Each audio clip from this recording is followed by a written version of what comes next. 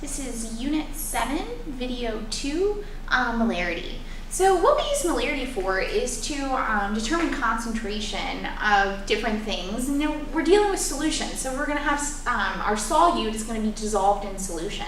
So we need to pay attention to the volume of solution, how much volume we have in total, and how much of the solute we've dissolved. And remember, in chemistry, a lot of times we deal with the amount of something in terms of moles. Okay, so if we go over to the equation for molarity, molarity is going to be the moles of solute, so what is being dissolved, divided by the liters of solution, so the thing doing the dissolving. Okay, key here is we need to always have it in moles and we need to have it in liters. A lot of times we'll have our volume in milliliters, so we'll need to convert that to liters. Okay, so here on the board we've got a couple problems. First one says, what is the molarity if 2.12 grams of magnesium fluoride is dissolved to make a 25 milliliter solution? So I want to find molarity, but what I've been given is volume, or the liters of solution, but it's in milliliters, and I've been given grams. So what I need to do is first convert my grams to moles. So we're going to take 2.12 grams of magnesium fluoride, and we're going to divide by its molar mass, which is 62.3. And this is going to give us 0.0340 moles. Okay? Well, now that we're in moles, we can take our moles and plug it into our molarity formula. Okay, so molarity is going to equal our moles of solute, which is the magnesium fluoride, which we just calculated, so 0.0340 moles. And we're going to divide it by our liters of solution. Well, this is in milliliters, so we need to get it into liters. So this is going to be 0.025 liters.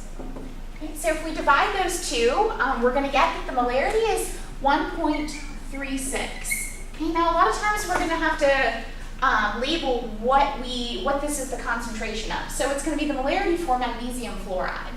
So we're going to say MgF2.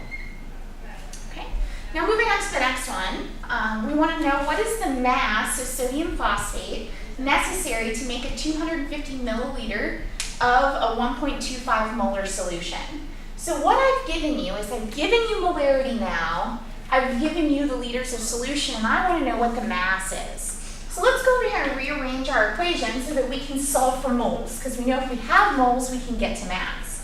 So moles, and I'm going to represent moles with an N, is going to equal molarity times volume. This is a really easy way to remember this because it's linear. We use this a lot to determine the moles. Okay, so now we're just going to plug in. So we need to get our volume in liters, so we're going to take 0.25 liters, and we're going to multiply it by 1.25 molar, and this is going to give us a moles of 0.313 moles. Okay? And this is moles of sodium phosphate, which is Na3PO4.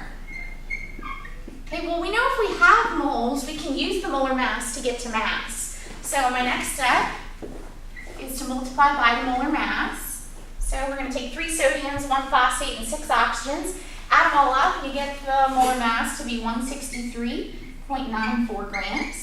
Our moles have canceled. We're left with mass. So if you multiply that together into your calculator, you will get that the mass of sodium phosphate needed to make a 1.25 molar solution, if we have 250 milliliters, is 51.3 grams.